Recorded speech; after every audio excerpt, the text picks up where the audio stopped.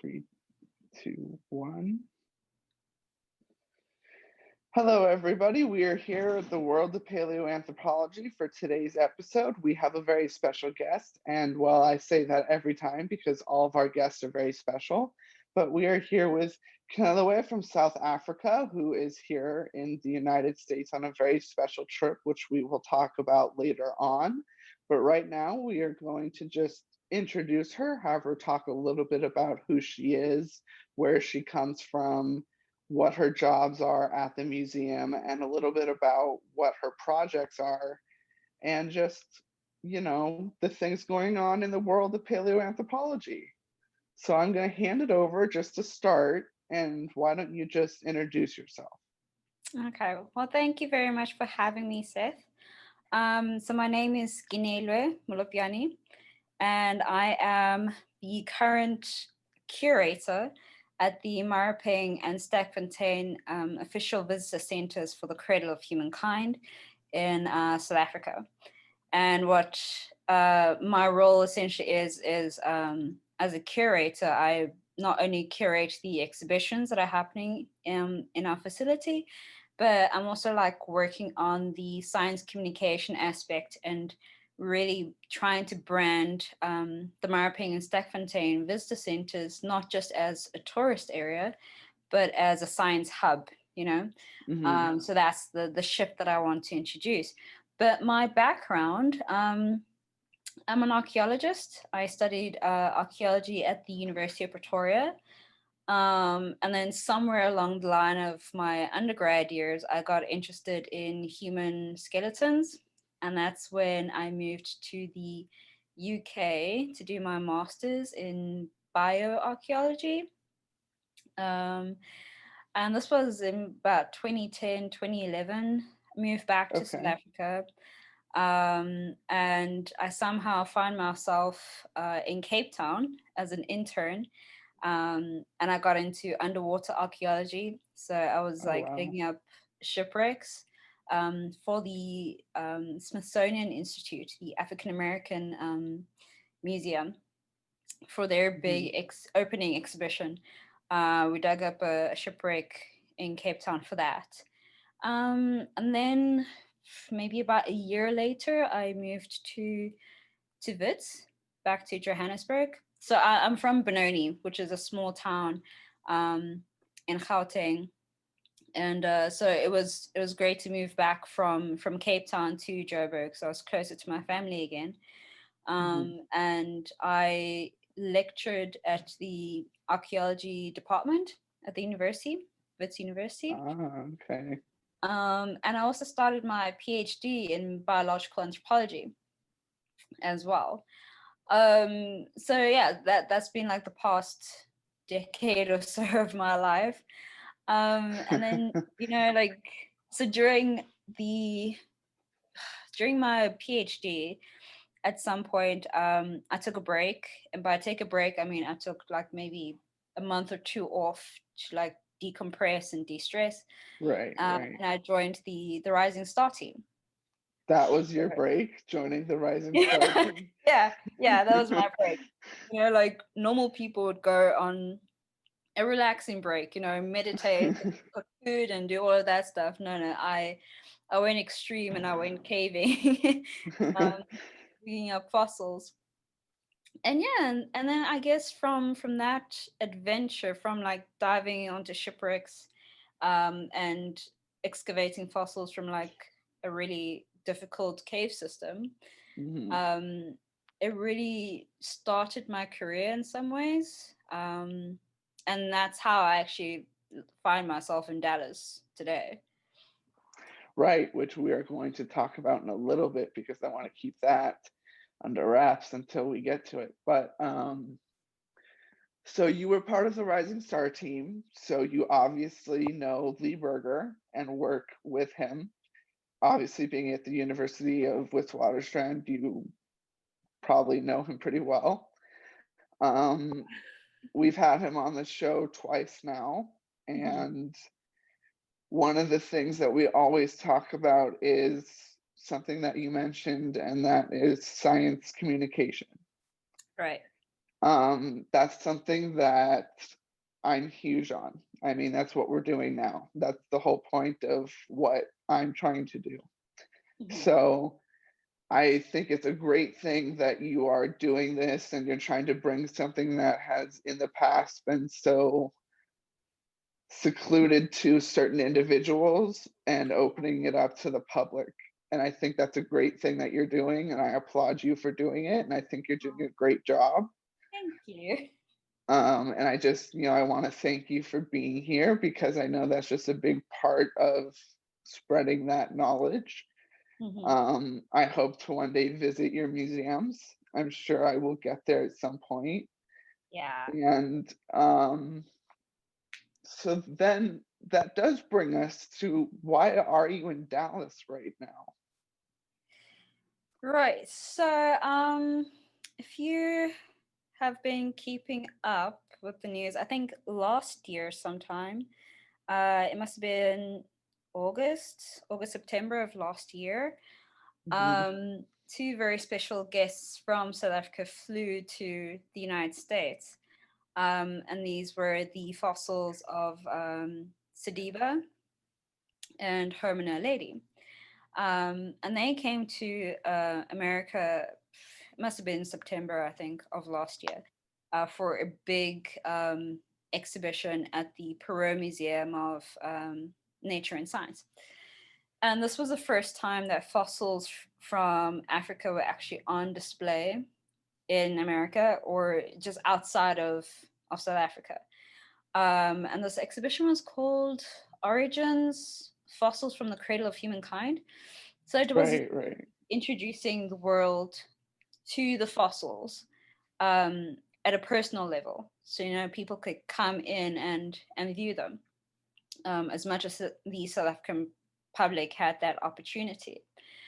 So the fossils have been in America for a while now. They were actually they were meant to come back. I was meant to repatriate them in March, but as we know, the world went into deep lockdown with right, COVID happening. So they've basically just been chilling here, waiting to come back. And so we had like a window of opportunity now to come and fetch our national treasures because that's what the fossils are. They really represent um, right, not only South Africa but the world in general, sharing the whole idea that we come from a central um, ancestry or a central place. They're all connected somehow, which is why having them travel the world was actually quite important. So it allows everyone to have that opportunity to really connect with the bones, because for some people that's really important. So yeah, so it's about high time that they come home now. So that's why I'm here, just packing them up and taking them home. But also not just the fossils, but the entire elements of the exhibition, to set that right, up for the South African public back home as well. right. So when we're recording this, you're picking all this up. I'm not allowed to release this yet until you're safely back home. Because for the safety of the fossil's sake. So when you're watching this, the fossils will be safely home in South Africa. Yeah. Um, so that will be good for all of you viewers to know. But it is very important that these fossils, it is such an extraordinary thing that the exhibition at the Pro Museum happened. And I was almost able to go, but due to just circumstances that were Mhm. unforeseen, I was unable to. Um, but I was so excited for it just because of what it represented. And I asked Lee the last time we talked where the fossils were, and he said he couldn't tell me because it was top secret. So I've been wondering ever since where the fossils were. And then I've been talking to you, and I find out that they've been here, and this whole mystery unraveled. And it's been this fun little mystery story for me on where the fossils have been and where they're going. And Yeah. because they are a national treasure, of course, to South Africa. and its legacy and its everything there, but they are a world treasure. Hmm. And they are something that unites everyone, and they should be a window for people to see that we do have a common ancestry. We do come from one place, despite what we might look different. Our insides are the same, or the way our brains work are the same, the way we think is the same. Yeah. And that's important, so important for people to understand, especially in this day and age, for us to move forward as a society as a whole. Hmm. And just the work, everyone thinks paleoanthropologists are working in the past and just digging up bones and things like that, but they don't realize the impact that it would have on future generations and on the current consensus on who we are as a people. Yeah, I mean, like the physical stuff that we do, digging up bones, sometimes working in very dangerous environments like the Rising Star cave system. Right. That's the fun part. That's like the really fun part that we all like dive into. And then the really intellectual stuff, which is analyzing the bones and really like reading them, to understand what's happening. that that is some hardcore stuff. That's Right. really hardcore stuff, and that takes a lot of time. So it's something that comes up with 105. I suppose we're going to talk about it at some point, but uh, Yes. Yes. 105 is also just an amazing experience, and to watch that blossom is fantastic. And that is the perfect segue to 105, because I do want to talk about it a lot. Um, the last thing, so Lee has been doing his live vlogs from the 105 site, and we've gotten to see in person, up to date, almost daily at one point, what was going on at the 105 site. And that was something that I don't think has ever been done with an expedition of that type before, Mm. that I know of at least. Yeah. And I know that my community has loved to follow along. I know teachers are following along all across the world. I know, people are really digging this. And the last thing that Lee showed before you guys left to come to the States was a clavicle, I believe, Yeah. that you guys had found. And man, that was a beautiful fossil. That thing was beautiful. It is a stunner. It's an Yeah, and seeing that was just amazing. And it's only been one field season, and look what you guys have gotten and all the work you have to do already. And this is, for those who don't know, the 105 site is in the same area as Sterkfontein and Rising Star and that area and everything. And it's this it's what was it? Miners were looking for limestone. Yeah, yeah, like a lot of the cave systems in the cradle, they were heavily mined for limestone because that assisted in the production of gold. So the Witwatersrand is basically just really famous for its gold mining. Johannesburg is just a gold town. So a lot of the caves of the cradle were discovered by accident because of the mining activities in the area. Yeah. Right, right. And so they found this site, and of course, Lee Berger being involved, they found fossils. And now we're seeing what, we don't know what it is yet. I don't know what Lee has in his head of what it might be, but he hasn't said anything that I know of. Oh. And so we're still investigating on what it might be. But, what's your role in what's going on at the 105 site right now? So when I heard about the 105 site for the first time, it was actually when I was still working at Rising Star. And I was just like sitting at command center with Lee, and we were just like on duty at command center at the time. And he was like, "Oh, so you're finishing your PhD up pretty soon, right?" And I'm like, I hope so. Yes. I was like, yeah, well, there's this cave, and there's a fossil that we found. I think it's going to be a really nice site. I think you should check it out, see if you could do a postdoc on it. And I'm just like, this guy has only known me for like 2 days, and he's already offering me stuff. Okay. All right, I was just thinking, oh, Prof is just being really nice. And I didn't really know Lee that well at that point. I was still like fresh out of the box, new to the team. Um, but I think I learned quite a lot from Marina and Becca, who were the lead excavators at Rising Star.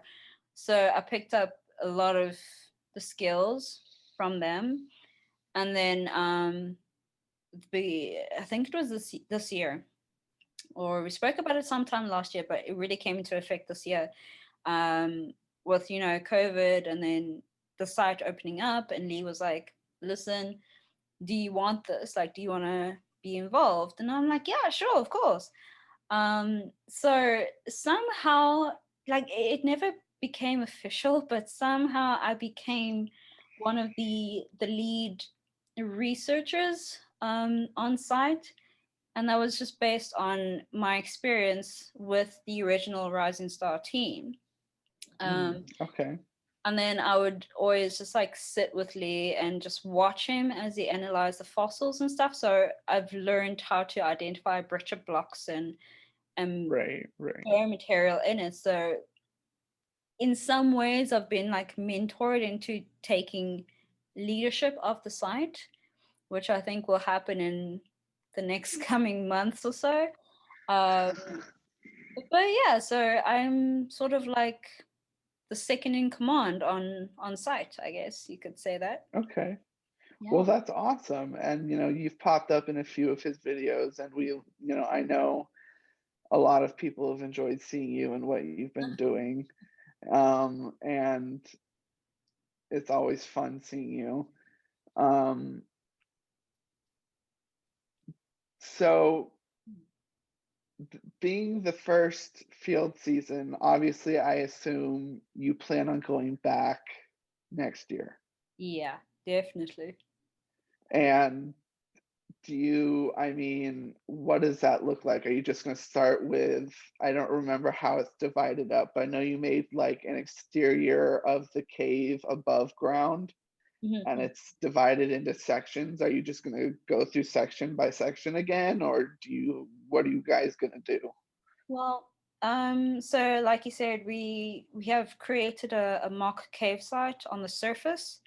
And so by doing that exercise, what happens is we're able to like understand the layout of the cave. And it's amazing what sunlight can do. Like you see more Hmm. Right. in the sun, and then when I'd always go back into the cave, I would discover more areas or things. I would look at things in a very different way. But that's because I've seen it from the top, and then I go underground and I have a better understanding.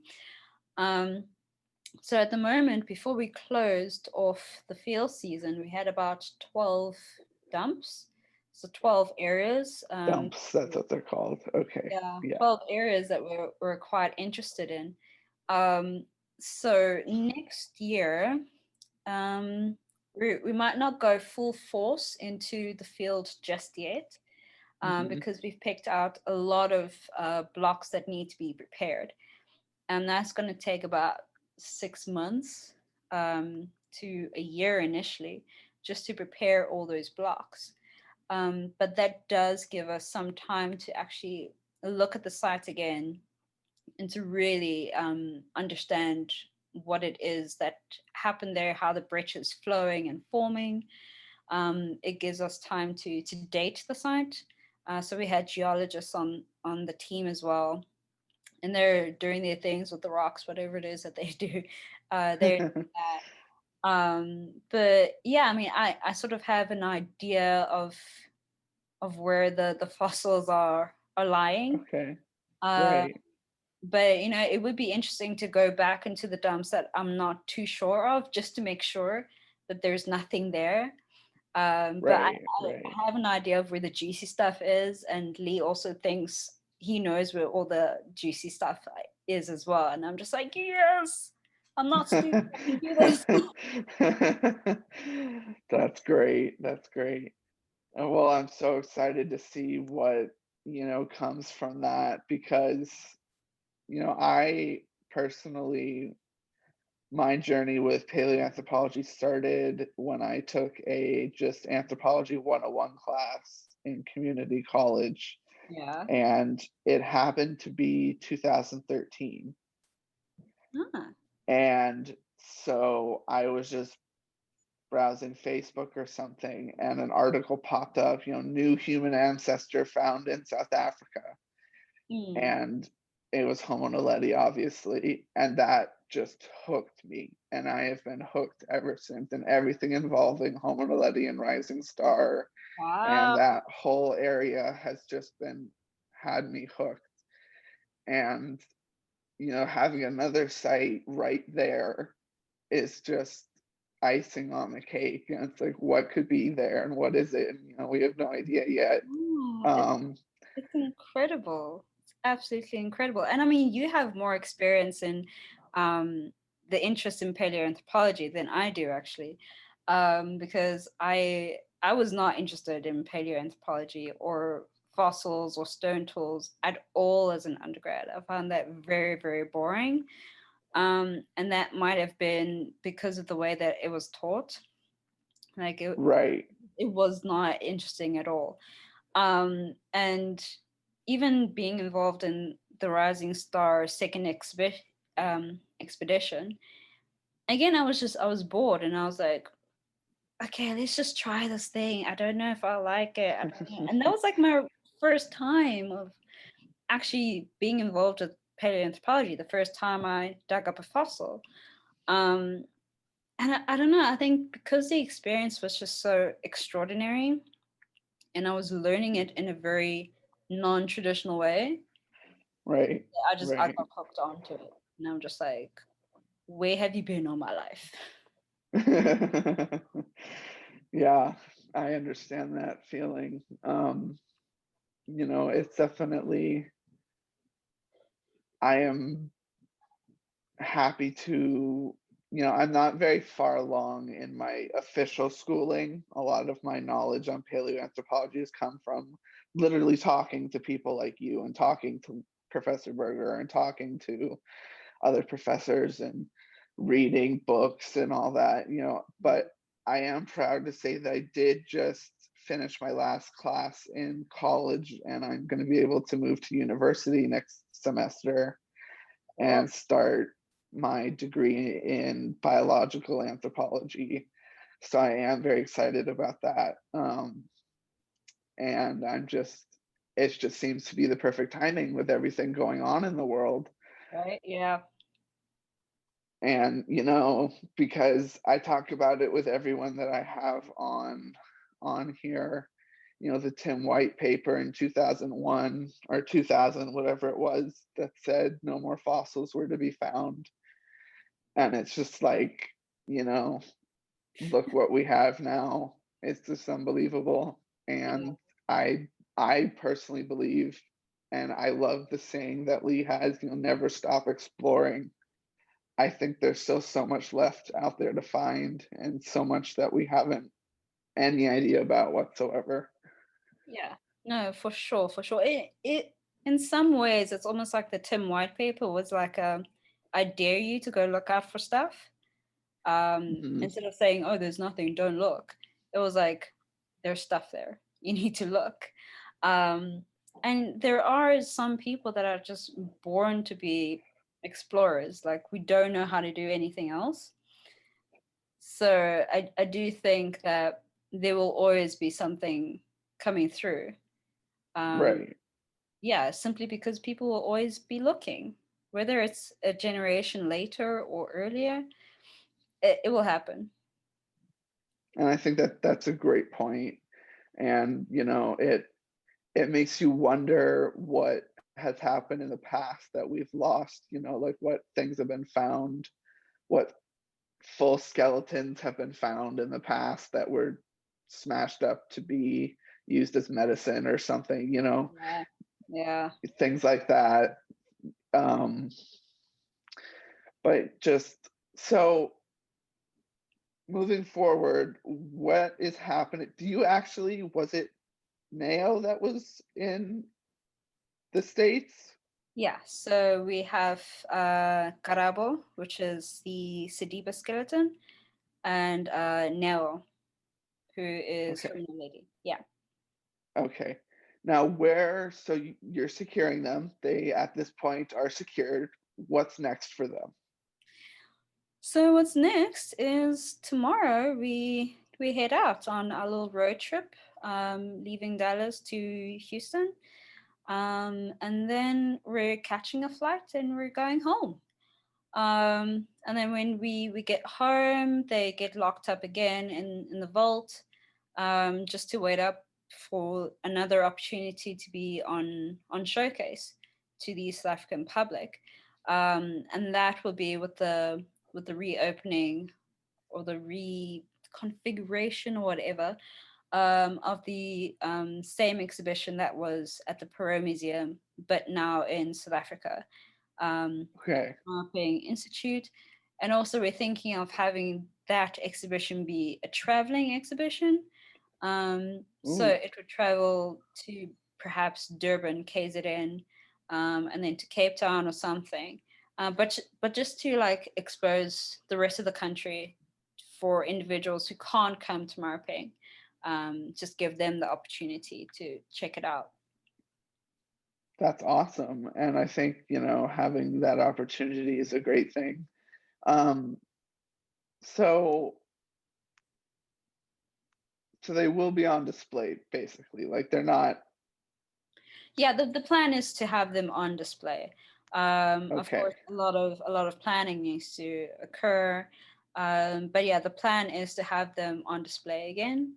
And again, the plan is to, in the future, have them be part of like a traveling exhibition. Maybe not the originals, maybe a cast or something, but just to expose them to as many South Africans as possible, because it's quite sad as to how many South Africans are not able or have access to paleoanthropology or these fossils that we say are so important and are a matter of national pride, but we But don't they make them can't even get to accessible. it. Yeah, we don't make them Right. accessible Yeah. to them. So instead of expecting the public to come to us, to the bones, why don't we take them, the bones themselves or the exhibition, to the people?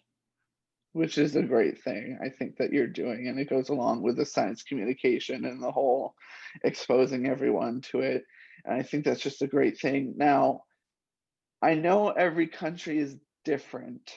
What, and Professor Berger might have explained this to me, so I might be repeating myself, but what are the laws when it comes to actual casts of the fossils and like having like actual, because doesn't, for like Homo naledi, Mofosaurus, and whoever they worked with has the actual cast, right, on Mm, their website. But say he told me Lucy's, for example, is not actually Lucy on there. right. So are the laws in South Africa different that allow casts or 3D printable files to be used outside of the country? Um, wow. I've actually never really thought about that. I'd imagine that it's okay because it's a cost or it's a 3D model. If the purpose for that printing is educational purposes, I'd imagine that it'll be all right. Um, I'd have to check with the South African Heritage Resource Agency, which is sort of like our policing for Right, printed right. material. But I think if your motive is good in the sense that it's educational, it should be all right, I would imagine. Because I mean, I know I was able to get a printed, like, it's not nail, but just the general Homo naledi Mm. cranium, skull printed. I have that on my shelf, but I was surprised when he told me that the one that I have of Lucy is not actually Lucy. Lucy. It's just an afferenza, or yeah, afferenza skull, Ah, because of some sort of casting law that what is it, Ethiopia? yeah, Ethiopia. Ethiopia has. Um, so I wasn't sure about South Africa, but um, but yeah. So, what do you want to see in the next 10 years as far as human ancestry goes in the view of the public eye? Um, sure. Okay, I think in the next 10 years, I'd like to see less resistance to the idea of evolution. Like, I'm not Mhm, saying that we should all like accept it, but I think there is just this culture of just of not wanting to listen or not even wanting to try to understand that um you know we didn't just happen to be homo sapiens just like out of the blue.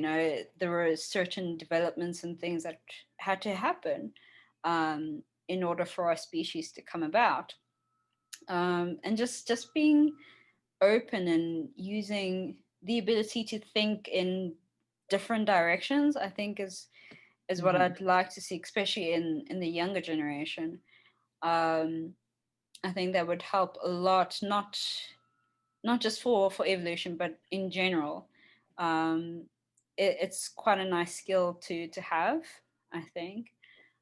So I really like to see a lot of black people, let me put it bluntly, black people um, starting to move away from the idea of, oh, white people said that we evolved from monkeys. And it's just like, that was like the thing of the past, but it's not that way. It's, yeah, I'd like the field of paleoanthropology to be open more to people who look like me, black people. Because it's still very select. Not everybody knows about it. It's not open access.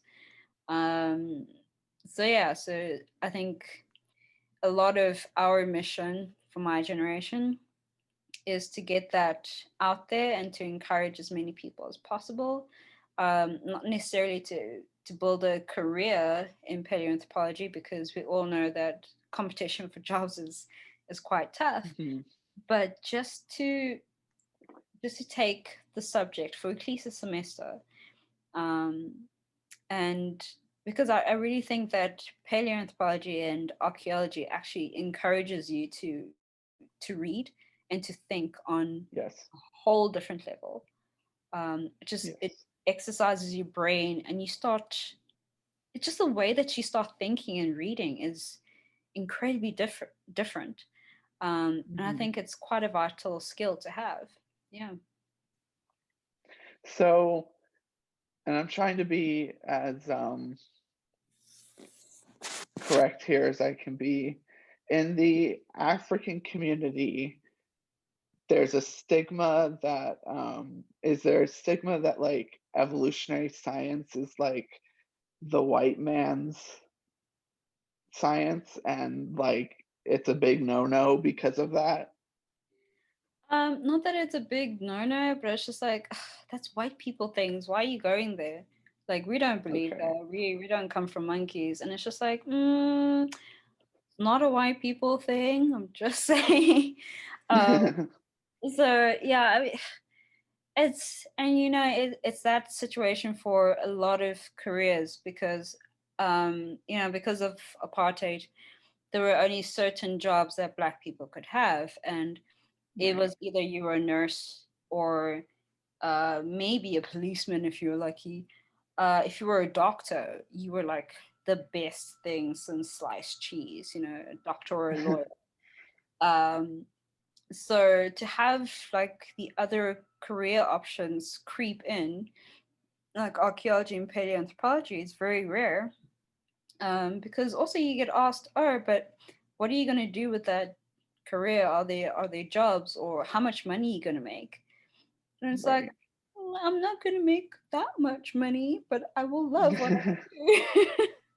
Yeah, that's definitely the thing is what are you going to do with that degree? Well, I'm going to do what I want to do with it and Right? I'm going to Like, enjoy it. I'm going to be happy. And it's like, yeah, is happiness going to feed you? I'm like, I will marry rich. It's fine. Yes. But it's definitely not let me just say to anyone listening, if you want to make money, don't go into paleoanthropology. Yeah, no. It's not It's all not a about the love of it. It's not about the money. yeah. Definitely. Um because I think there's definitely a misconception, and I think this all has to do a lot with like Indiana Jones, that like you get to keep the treasure, or you become famous and rich because you found it. You might become famous, but you're not going to become rich, really. Um, Yeah, yeah, I mean, even if you do become rich, you're gonna have to do a lot of things to maintain that wealth, you know? yeah, yeah. So it's definitely not a lucrative. I mean, not lucrative. It's definitely not a, I guess, yeah, lucrative field. Mm. So okay, where do you? So you want more just human evolution like education. You want the next generation to be more accepting, not even the next generation, you want everyone to be more accepting of the idea of human evolution. Yeah. So obviously you have your ideas of how to do that. You're doing it now. But do you have a like grand plan on how you want to see that happen? Or is it in the small things? Is it I don't have a grand plan per se. I don't have a plan for a lot of things. I don't think I've ever planned anything in my life.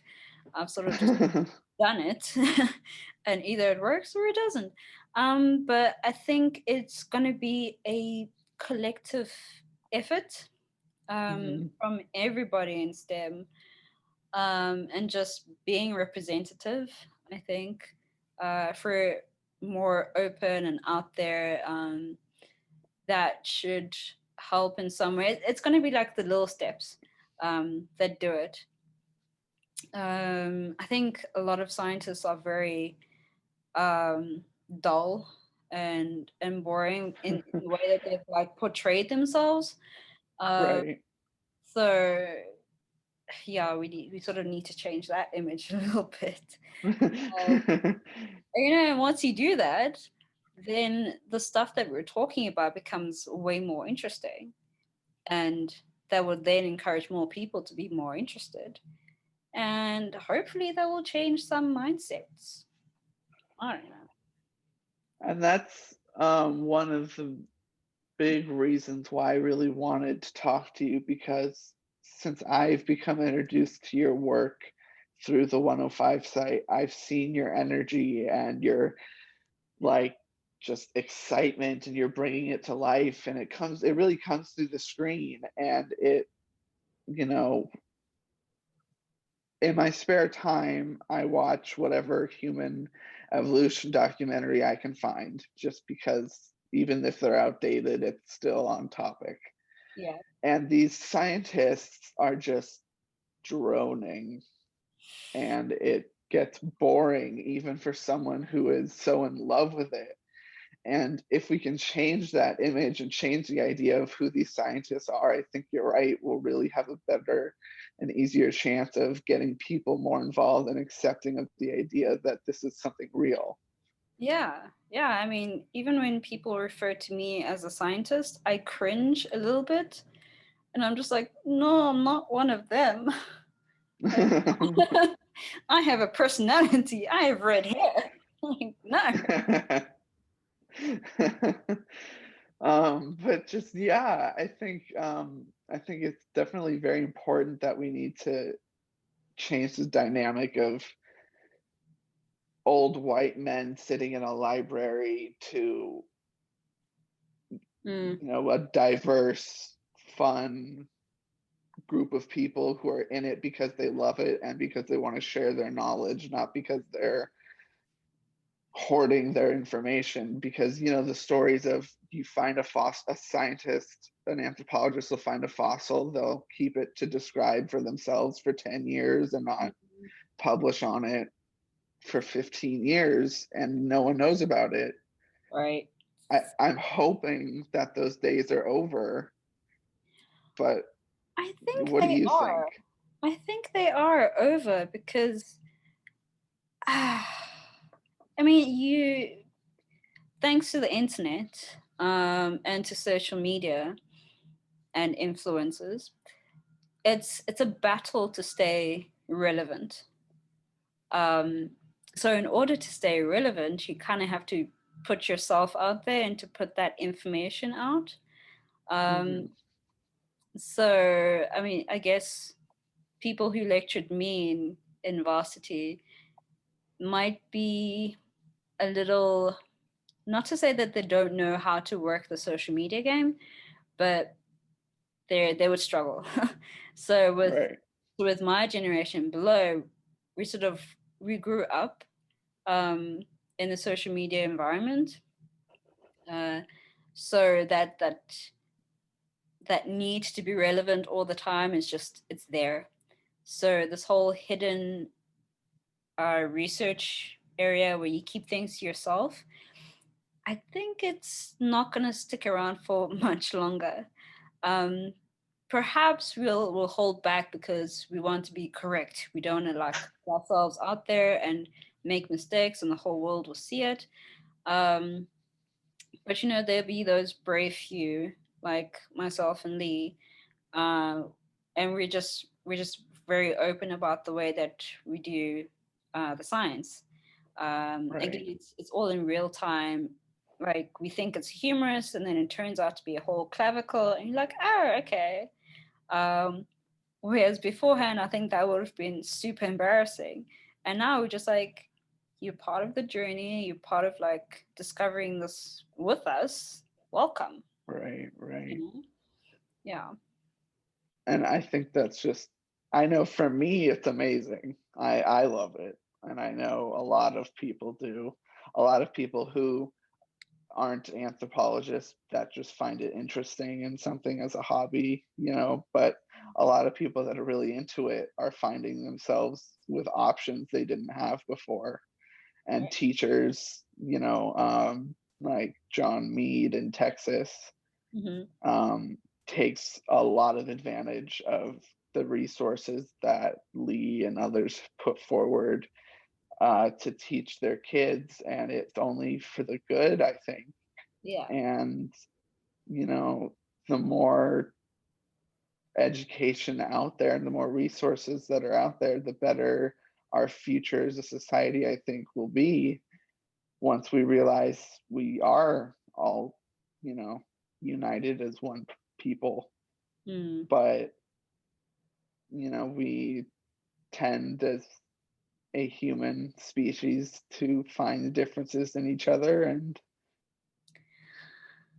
Yeah. Hey, we can't get over it. We always have to be like, no, we're different. We're different. Holier than thou. And it's just like, oh my God. We're yeah. actually destroying the planet, but okay. Now back to 105 a little. So, talking about what you have found, we do know it's not like a gracile specimen, right? It's more robust. Um, that's difficult to say because they have been rather gracile Okay. post-cranial elements. Okay.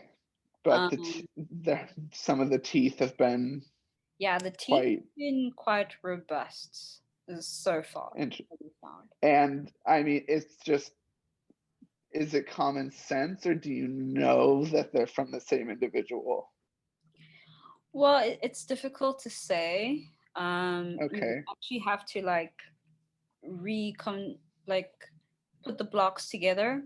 So this is why the geologists are so important, because they're looking at the layers of how the breccias formed, and then once they have created a perfect map of the breccia layers, then we can take the blocks that we have with the teeth and with the postcrania and match it up with the map that they have and be like, okay, this comes from this layer, that comes from that layer. Okay. So it's possible that these two blocks are of one individual, or they happen at the same time or something like that. But at the moment, we're just sitting with a whole bunch of elements and teeth, and just like, okay, we sort of need to put the jigsaw puzzle together at some point. Yeah. Now, so all of these fossils that you are coming up with, and of course they're not all hominid, they're all over the place. Yeah. Are they all being stored at Wits in their fossil vault, or like, because my question is, that room seems pretty small Yeah. on video. Yeah. Like, where are all these fossils going, if you can disclose that? So at the moment, the fossils are still on site. Okay. And they're not going anywhere. So we've been working centrally on site per se. So we prepare on site, we excavate on site, we've been storing on site, and that's been working. I suppose as because it's still quite early days until we figure out what exactly it is that we have. Uh, some fossils to be studied, like further analysis, will probably move to bits. Mhm. But it doesn't make sense to haul like a whole bunch of breccia blocks all the way from the cradle to Johannesburg, um, Right, only for them to like sit in some storehouse somewhere to be forgotten right, about. right, So you want them in a place that is easily accessible to the researchers and to the site, and to the lab technicians and stuff like that. So because of the way that Rising Star is set up, the base camp, it's actually the perfect place to sort of create a scientific hub or a research hub in the cradle. Yeah, okay, okay. So you actually use Rising Stars Command Center for things like 105 site? yeah, yeah. So Oh, okay. so we have at base camp, what is now command center used to be our dining hall area back in Rising Star days. But yeah, so that's our command center. We have computers set up there. We plan stuff for the day. Um, and then the cabins in which we used to sleep in, those are now like fossil preparation laboratories. So there's like a Right, whole right, like lab set up there. So it makes it quite easy if I have like a special delivery block with a very interesting like tooth or bone piece in it.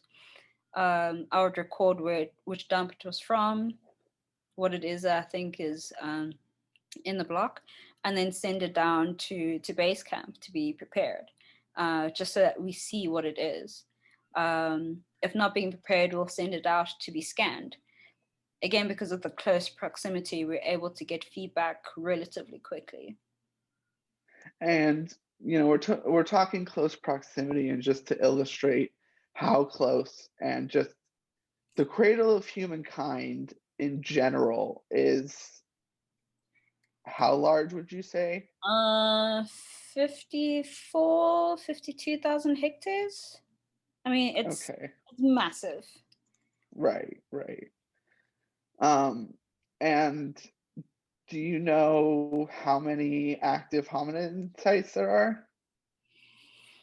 There are about 13 known fossil sites in the cradle. So it's 13. Okay.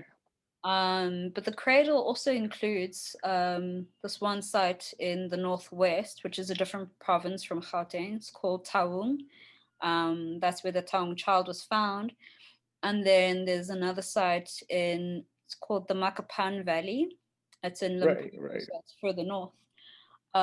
So those are two other sister sites that form part of the Cradle of Humankind. Um, and if you were to sort of, it's about an hour away from Johannesburg and from Pretoria, which are the two major cities. So I mean, it's not really the middle of nowhere, but it is an hour from town. Right, right. Mm. But, as Lee loves to say, backyard syndrome in your backyard. Yeah. So, and that in itself is a great lesson that, look right under your nose and you'll never know what you find.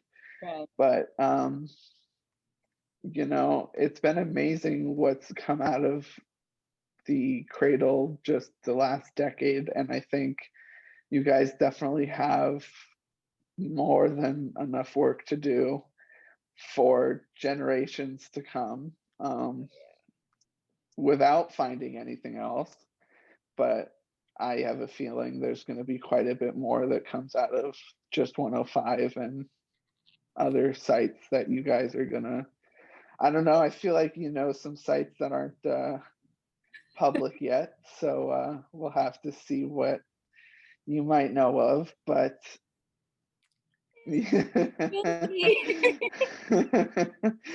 yeah, there's always that to look forward to. But I want to just thank you for coming on the show. I've had a wonderful time talking to you. Um, I think it's been one of my favorite and just most casual interviews that I've done. Yeah. Um, I couldn't be serious even if I tried.